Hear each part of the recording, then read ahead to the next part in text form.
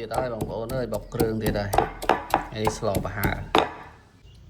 នេះបន្លែចិត្តហើយមាននងមានស្អំមានស្លឹកទីមានស្លឹកចលុងមានស្លឹកបាសស្លឹកបាសក៏មានដែរខាងក្រោមនេះស្លឹកបាសហើយមានផ្សិតច្បាើងបាទក្នុងគ្រឿងនេះមានច្រើនមុខដែរមានម្ទេសមានស្លឹកស្ត្រីមានខ្ជាយមានល្មៀតមានល្ក្រូចមានខ្ទឹមសណាខ្ទឹមសមានប៉ុណ្ណានេះត្រីទៅត្រីស្លប្រហើរបាទគឺត្រីឌៀបសល់ពីបឹងទន្លេសាបដាក់ក្លាសេទូទឹកកកត្រជាក់បាទឥឡូវកោះយកមកស្លម្ដងបាទ1គីឡូជាងទៅរៀបចំបន្លែរៀបចំគ្រឿងនឹងត្រីសាច់អីហើយយើងដាក់ទឹកដាំម្ដងបាទនេះទឹកពុះហើយបាទយើងយកទឹកក្តៅមកជ្រុំប្រហុកទៅរងចាំជាស្រេចចាំតែទឹកក្តៅមកដល់ទេបាទហើយយើងត្រាំវាជ្រុំវាទៅយើងស្រោះត្រីខ្លះកុំឲ្យវាឆ្អាបបាទ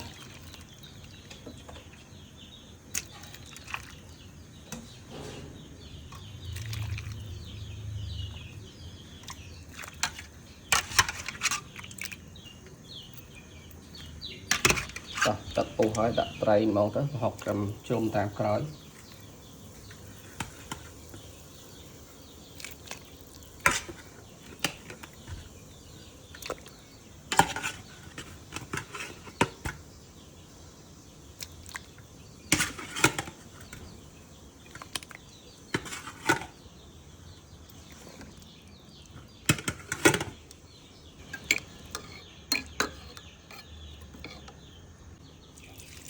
តើវាដាក់ប្រហុកម្ដង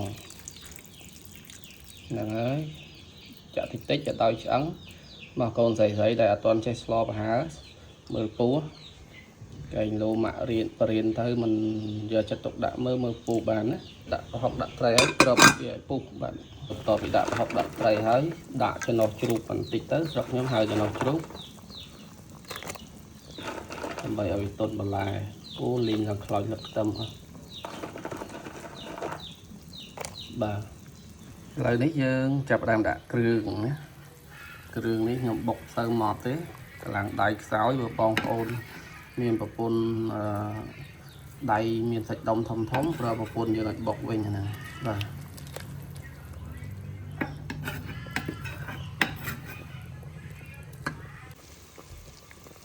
ចាប់ផ្ដើមដាក់គ្រឿងហើយដាក់អំបិលហើយដាក់ប៊ីចេងបាទប៊ីចេងដាក់ឲ្យពុកឆ្អឹងហ្មងទៅបាទហើយខ្ញុំមានប្រេងអូលីវនេះខ្ញុំដាក់ប្រេងអូលីវបន្តិចទៅបាទពេលហើយបើទុកយូរទៀតត្រីវាគាត់ជាលួយអស់ហើយយើងត្រូវដាក់បន្លែបាទដាក់ស្រួលប្រយ័ត្នលូកច្រឡំចូលទៅក្នុងទឹកក្តៅកំពុងតែពុះលាកដៃហ្នឹងហើយបន្លែយើងដាក់ទៅដាក់បដាទៅបាទដៃមកជាហៀងធ្វើដៃមកជាហៀងថតអូខ្ជិលដាក់ជើងត្រីផតបន្ទាប់ពីដាក់បន្លែហើយបន្លែអត់មានស្រែកថាក្តៅទេអញ្ចឹងខ្ញុំខ្ជិលលើកវាឡើងយើងកូរវាសង្កត់វាចូលក្នុងនឹងថែមឲ្យវារលួយល្មមយើងអាចហូបបានព្រោះវាឥឡូវទៅដាក់មិនទាន់ឆ្អិនទេបាទហ្នឹងហើយសម្លប្រហើរមួយឆ្នាំងនេះល្អមើលបដាហើយក្រោកវាបន្តិចទៅដើម្បីឲ្យវា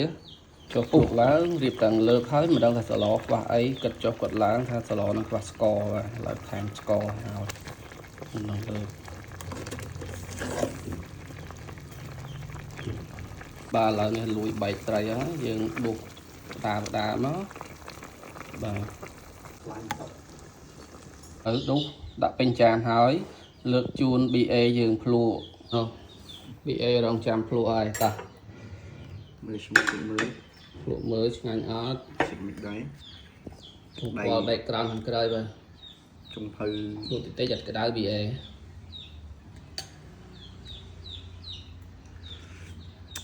ជាតិអត់អូជាតិខានអើយខូចវីដេអូមកដែរជាខាន cả đây chọn thì mới thì pin lên mà mót rồi ngay bây giờ đá lòng thôi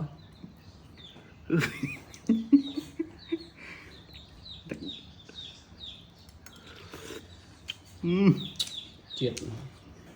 tình chọn mà mó mà bán gì vậy